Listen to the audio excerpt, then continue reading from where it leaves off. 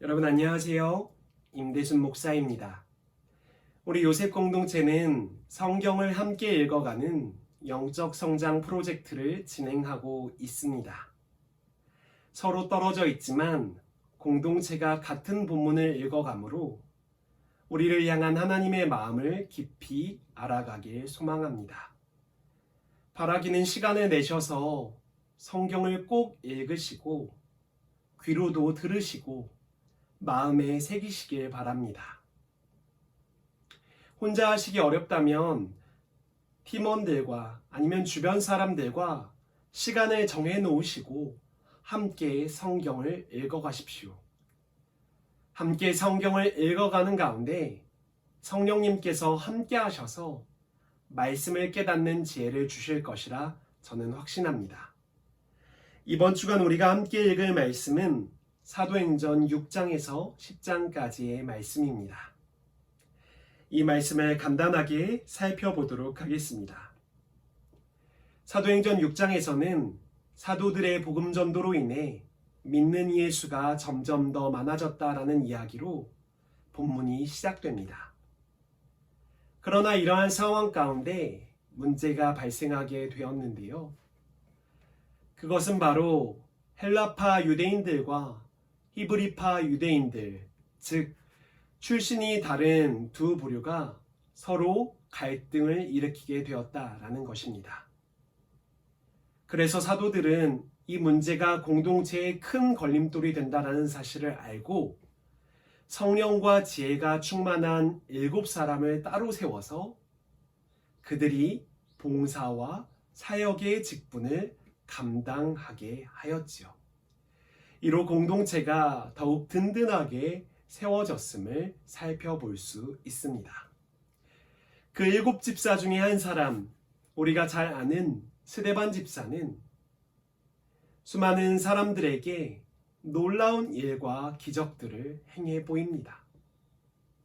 사람들은 스데반 집사의 이러한 모습을 보고 시기하고 질투하며 사람들을 선동하여 그를 법정에까지 세우게 되었지요.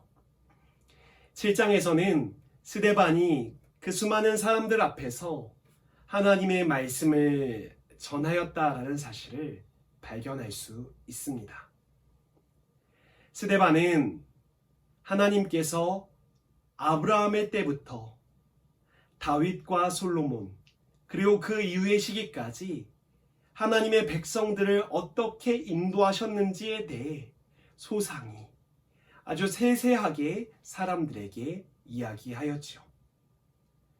그러나 하나님의 인도하심과는 달리 그 조상들이 하나님을 떠나 우상을 숭배하기도 하고 종교적인 행위는 드리지만 그 마음이 떠났던 모습들을 고발하며 그 회당에 모였던 수많은 사람들에게 우리도 그러한 모습이 아닌가 되돌아봐야 한다라고 경고하였습니다.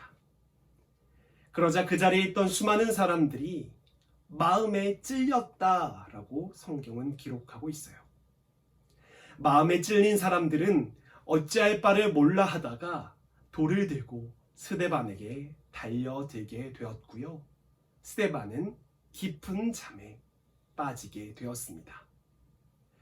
8장에서는 이러한 스데반의 순교로 인하여 큰 일이 일어났음을 이야기해주고 있는데요. 박해로 인하여 예루살렘에 있는 교회가 유대와 온 땅에까지 흩어지게 되었음을 이야기해주고 있습니다. 우리는 여기에서 사도행전 1장 8절의 말씀을 떠올려 보아야 하는데요. 암송하고 계시죠? 사도행전 1장 8절의 말씀. 오직 성령이 너희에게 임하시면 너희가 권능을 받고 예루살렘과 온 유대와 사마리아와 땅끝까지 이르러 내 증인이 되리라 하시니라. 아멘. 하나님께서는 성령님이 임하시면 예루살렘에서 뿐만 아니라 유대, 사마리아와 땅끝까지 그 복음이 전파될 것을 말씀해 주셨습니다. 하지만 예루살렘에 머물고 있던 사람들은 그곳에 머물러 그저 그 사람들에게만, 동족들에게만 복음을 전파하였음을 우리는 알 수 있죠. 하나님께서는 큰 박해라는 그 수단을 통하여 사람들이 온 땅에 흩어지게 하셨습니다.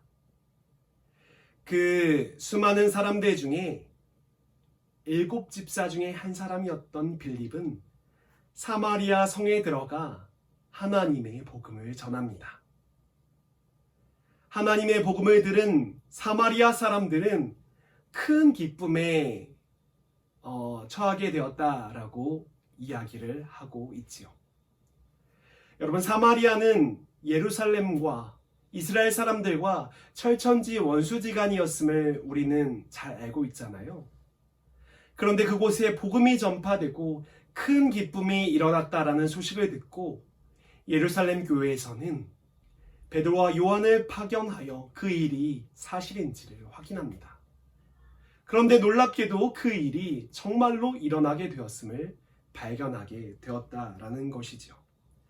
하나님께서는 빌립을 통하여 사마리아와 땅끝까지 이르러 복음이 전파되는 놀라운 일을 행하셨음을 우리는 발견할 수 있습니다.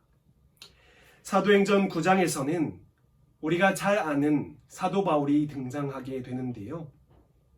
우리가 알고 있는 모습과는 전혀 다른 바울의 모습이 나타나게 됩니다.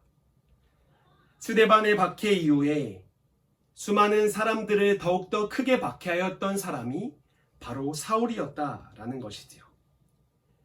예수의 길을, 제자의 길을 걷고자 했던 사람들을 잡아들이기 위하여 저기 먼 다메섹에까지 이르러 그 사람들을 잡아오려고 할 정도로 사도 바울은 예수님을 박해하고 비방하고 그 따르는 사람들을 폭행하였던 사람이었습니다. 그러나 그 다메섹으로 가는 길에서 빛으로 오신 예수님을 만나게 되었고 그는 고꾸라져 회심하게 되어 예수님의 복음을 사람들에게 전하게 되었다라는 것이지요. 이러한 사도 바울의 변화를 사람들은 쉽게 믿을 수 없었습니다.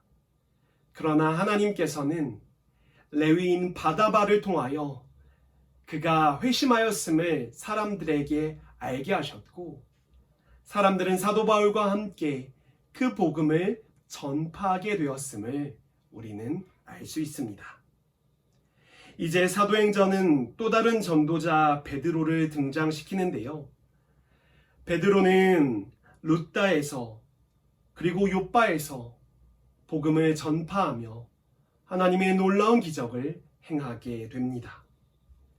그러다 욥바에 있는 무두장이 집에 머물게 되는데요. 그 무두장이라는 것은 가죽을 만드는 그러한 직업입니다. 그것은 당시에 천하게 여겨졌을 뿐만 아니라 유대인들에게는 부정하게 여겨졌던 직업이었죠.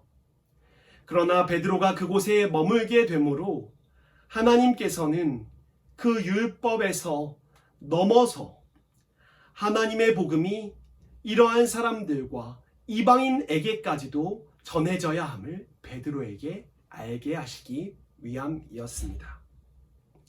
10장에서는 하나님께서 베드로와 로마의 군대 장관 고넬료를 만나게 하셨죠.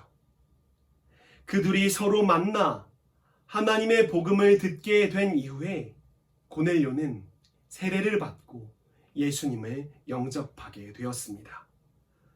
이 모든 과정을 주관하신 하나님은 고넬료의 집의 모든 이방인들에게 성령을 부어주심으로써 유대인과 이방인의 벽이 허물어졌음을 분명히 보여주셨죠.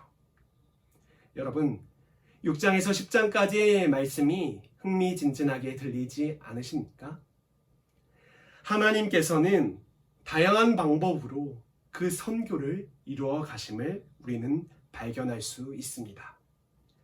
때때로는 예기치 않은 일들을 마주한다 할지라도 하나님께서는 그 상황 가운데서도 일하시며 하나님의 놀라운 그 뜻을 이루고 계심을 우리는 기억해야 한다라는 것이지요. 때때로는 우리의 길을 인도하시기도 하고 때때로는 우리의 생각을 바꾸시기도 하면서 하나님의 놀라운 은혜들을 경험케 하신다라는 것입니다.